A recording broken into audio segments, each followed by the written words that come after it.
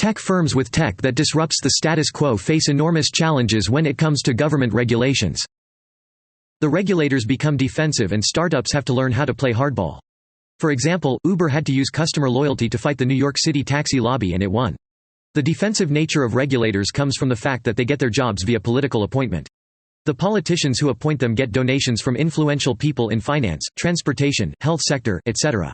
If you're trying to disrupt almost any traditional industry, transportation, energy, health care, education, insurance, finance, hospitality, alcohol, beauty, gaming, housekeeping, they typically don't thank you for the disruption. They punch back, and they use regulatory bodies to do the punching. This stifles disruption by outsiders and prevents innovation from seeing the light of day. To fight back, startups need to take their aim at the polls of politicians. That's their weak point. They are more concerned with getting re-elected than with governing. With a few exceptions, the rare breed, politicians worry about what the media and voters think of them. If you're going to win the fight, you need to know your enemy. There are 4 basic types of politicians. 1. Typical polls, they preoccupy themselves with validating their insecurities but can also be engaged in hard work under the right circumstances. 2. Ideologues, they are the true believers, e.g. the Tea Party, the Green Party, etc. 3. Backbenchers, these are just happy to be in politics and all they care about is re-election. 4. Corrupt polls, they take bribes, exchange donations for favors, and are in it for selfish reasons. The point of this book is to help startups think intelligently about politics so they can counterpunch or, ideally, avoid getting hit in the first place. The more you understand why politicians and regulators don't want you to launch a new hotel system, a new transportation network, or a new peer-to-peer insurance pool without their consent, the easier it is to figure out how to change the political equation and convince them to go along. To control the public's perception about anything, first of all, control the narrative. Politicians always crave public attention, and Bradley Tusk understood this while he worked with New York City Council member and city's Parks Commissioner, Henry Stern. Tusk ensured that the publicity didn't stop. He masterminded the presentation of every policy the Parks Department was currently working on to the public. This kept the funds rolling in, presented his boss as a hard-working man to the public, and also kept Stern happy. While Tusk worked a different job with the Democratic Senator of New York, Chuck Schumer, creativity was demanded of him. Although Schumer was a junior senator, Schumer understood that there was a gap between what people thought of politicians and what they actually did. Since no one loved the idle politician, Schumer scheduled his activities to accommodate lots of publicity. Tusk and his team were very useful in accomplishing Schumer's goals. On one occasion, Tusk sent strong words to Ford Motors on behalf of Schumer about the increase in the cost of the liquid in their windscreen wipers. At another point in time, Tusk released a publication to media outlets on the need to modernize the old-fashioned and unreliable voting machines. This publication ensued a lot of publicity for Schumer, and at some point, he was referred to as an expert on the issue. Tusk always kept his bosses satisfied. For a political race, you have to identify who your enemy is and completely destroy them. When Bradley Tusk took over as the campaign manager for Michael Bloomberg's third mayoral term in 2009, things looked bleak. Bloomberg spent the last 8 years increasing the cost of living for New Yorkers. Regardless of who the opponent was, it was going to be a tough battle. Bloomberg's key opponent was Anthony Weiner, a Jewish New Yorker, state congressman, and great fundraiser. Tusk organized a campaign to knock Weiner off from the race. He dug into Weiner's record and realized that the only legislation he passed involved donations. These donations were capitalized upon as illegal, and in a subsequent release by The New York Times, Weiner's damning story made the headlines. There was a change in the perception of Weiner. Tusk's team made use of ads in browsers for people who lived in and around Weiner's zip code to bully Weiner. This was also accompanied with door-to-door knocking of residents in the area. Bloomberg's supporters brought his message to Weiner's family home. Weiner's numbers declined, and after a while, he decided to pull out of the race. Bloomberg went in for a third term. When Tusk rounded up his political campaigns with Bloomberg's campaign, he received $234,000 after taxes from this gig. After setting up a consultancy firm in political strategies, he got a call from a contact who invited him to a struggling startup in the transportation industry. Uber disrupted the conventional system in the taxi industry by leaning on customer loyalty to fight the political juggernauts. The taxi service in New York City was terrible. Drivers chose which neighborhoods to go to and they decided who to pick based on their skin colors. The heavy donations made by taxi companies to politicians ensured the monopoly of the industry. A startup, Uber, came on board with an app that connected people with drivers. This idea was a game-changer, but it competed with the taxis. Uber didn't receive support when it just set out. It was tough on the firm. The union wanted it shut down. Old-age taxi drivers wanted it abolished because an experience with Uber would make you not want to return to the taxi system. Local regulators didn't like its organizational structure. Politicians with donors from the taxi business disliked Uber too. There was a bill that was brought before the city council to cap Uber's growth at 1%. In Washington, D.C., a local politician proposed a legislation to ban Uber. Uber needed to fight back, and Tusk was the man for the job. Seeing events unfold and understanding the real nature of politicians, Tusk set to action. Tusk released a publication accusing D.C. politicians of being responsible for the increased cost of transportation in the state.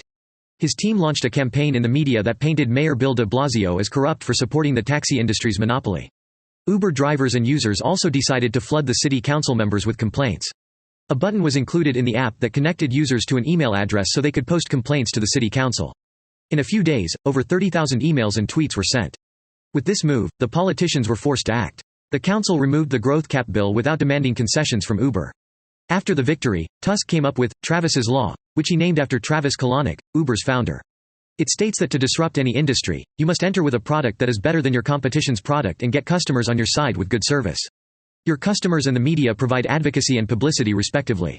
For example, Mayor Bill de Blasio claimed he had the people of color's interest at heart and that Uber was too expensive for them. Tusk blew this claim off with an ad that featured Bronx and Queens residents getting transportation faster with Uber than with local taxis. This move put de Blasio on the wrong side of the supporters. Politicians avoid public censure. They bend to constituent will and public opinion, and force regulators to accommodate you. Unions are a special type of political donor with a strong influence on politicians that can hardly be beaten by startups. Handy, the housekeeping startup, wanted to challenge the laws governing worker classifications.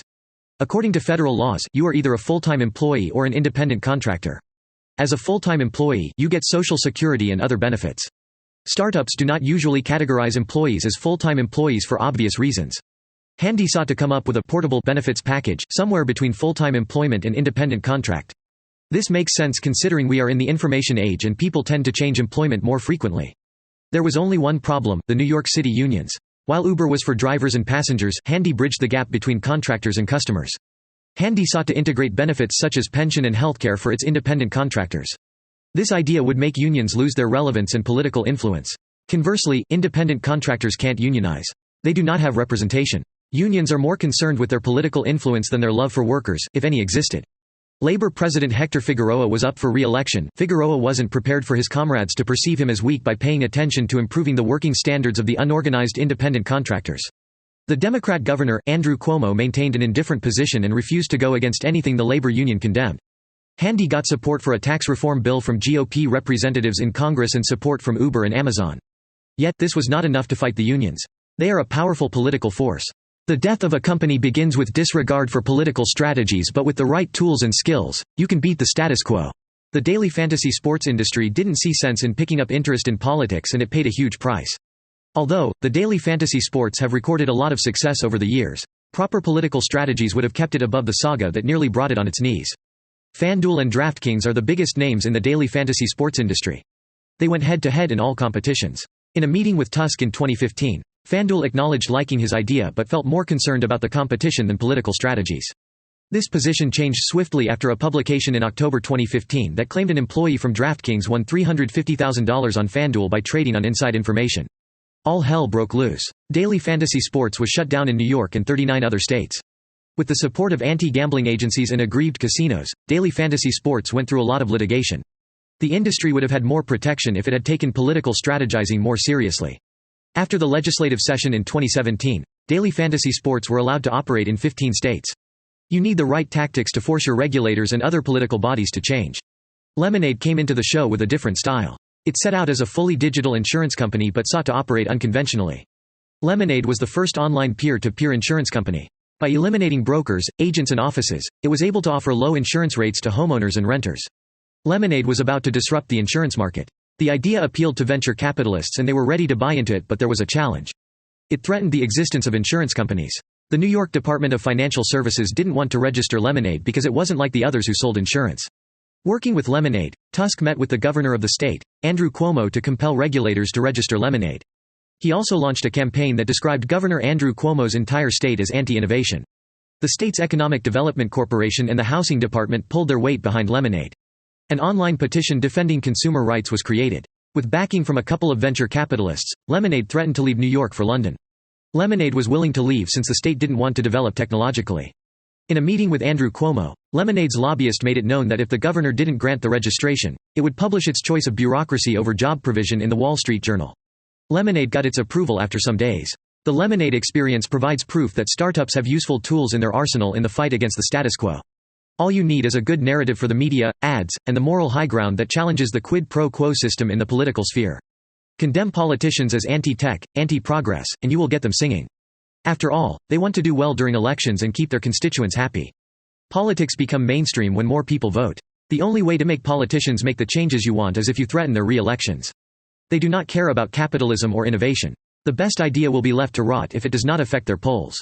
CEO Elon Musk was not willing to take political risks in the fight against car dealers in states. Tesla wanted to sell directly to customers to cut out the steep markups that car dealers included in these sales. The only problem is that there are auto dealership regulations prohibiting direct sales in most states.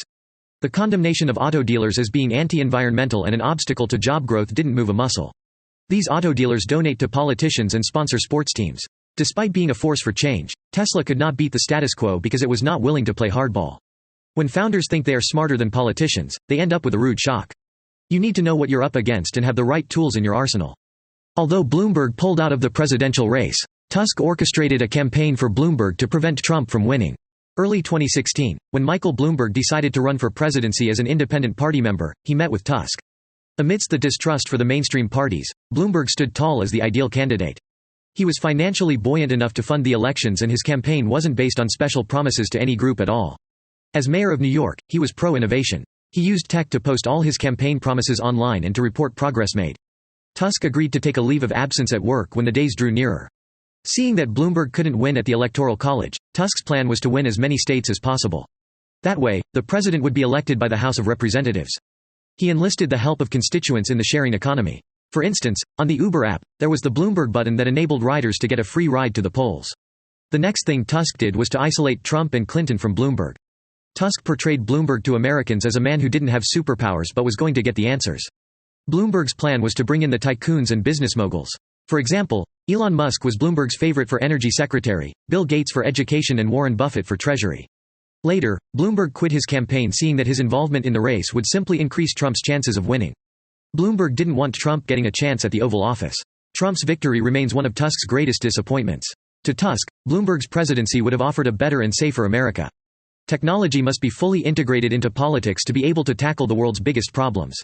Voting apps, for example, would engage more passive voters and get them notified about issues. But politicians who tailor their campaigns to the most extreme voters continue to decry the use of technology in the electoral process. They claim that it makes the elections vulnerable to hacking and that not everyone has access to a smartphone. The truth is that it would be cheaper to give everyone a phone to have elections than the current system being operated. Then we would have elections that represent voter interests. It is important, though difficult, to disrupt the election process. Tusk philanthropies advocate for mobile voting, and tech-friendly politicians may fund campaigns and pilot the project in each state. With blockchain technology, hacking can be prevented. A pilot program can be run to test the system. Changing the way people vote can accelerate action on the world's most dire problems and help restore a truly democratic system. For a new company, it's important to know when and which political battles to fight. It's always very hard to go up against the traditional businesses. They have far more resources than the regular company. A lot of informants and lobbyists are on their payrolls. After tons of properly timed donations, the politicians bend to their will. Traditional companies wouldn't slow down in bringing all these resources to fight a small firm trying to disrupt the market. However, for a small company trying to break the ice, there are certain tools that can help you fight back. Before anything else, understand your product or service. Some companies need to be registered before they launch, while some just launch without registration. Uber didn't need anyone's approval before its launch. It apologized to the aggrieved parties afterwards. An apology may not be difficult to offer, but the conditions surrounding the apology differs for companies. While Uber simply dealt with the taxi union, an unregistered launch can cause you to pay heavy fines or lead you to prison. Any new startup that attempts to disrupt the market must be ready for a fight. To win this war, you need to identify your political strengths. If you threaten to relocate today as Lemonade did, would it get you what you need? It's also important that you don't fight alone. Venture capitalists are usually sources of strength. Finally, keep friends with politicians that can change the course of your business. Conclusion. Technology and innovation need political strategy to survive in this world. Every startup must learn the art of politicking to be able to break the ice in a highly regulated industry. Startup politics can come in different forms depending on the nature of the startup, the industry, and the players involved. If you have a problem deciding whether to ask for permission or beg for forgiveness, ask the following questions. 1. What's the jurisdiction? Is it a place you should be able to work with, or are they intractable and a fight is required? 2. Can you count on grassroots support from your customers? 3. How is your narrative compared to whomever you are disrupting? Can the press influence the regulators and politicians? Will they care enough to bother? 4. What are the existing laws on the books? If you beg for forgiveness, is it at least arguable that the law was fine in the first place? 5. From what are you begging forgiveness? A regulator? A judge? A jury? Could you end up in jail? 6. How politically powerful and sophisticated are your opponents? How likable are they? How much money do they hand out? How are they viewed by the public? 7. How important is this fight? Do you really want to take on this fight? What is your level of commitment to it? Do you run the risk of going halfway, angering the people who regulate you without doing enough to actually force their hand? It's no small deal to alter the status quo. There must be a clear understanding of the risk. Small firms facing political attacks for altering the status quo must be able to control the narrative and have a compelling story for the media to tell. A controlled narrative earns the bias of the people. It must also be able to mobilize its customers to earn desirable results. Lastly, the small company seeks the loopholes in politically made decisions of the government for patterns of corruption and exploits the government for its own benefits. As a leader of the Students' Association in my department in college, I had to sell an idea to staff and students that would disrupt the status quo with union leaders who were ripping off students with inferior products. What I did was to meet both parties separately and tell them what was in it for them. When the union leaders came guns blaring, the academic staff and the students were the line of defense. The union leaders had to back off. In trying to mobilize your customers to advocate for you politically, ask yourself, how much do your customers care about what you offer them?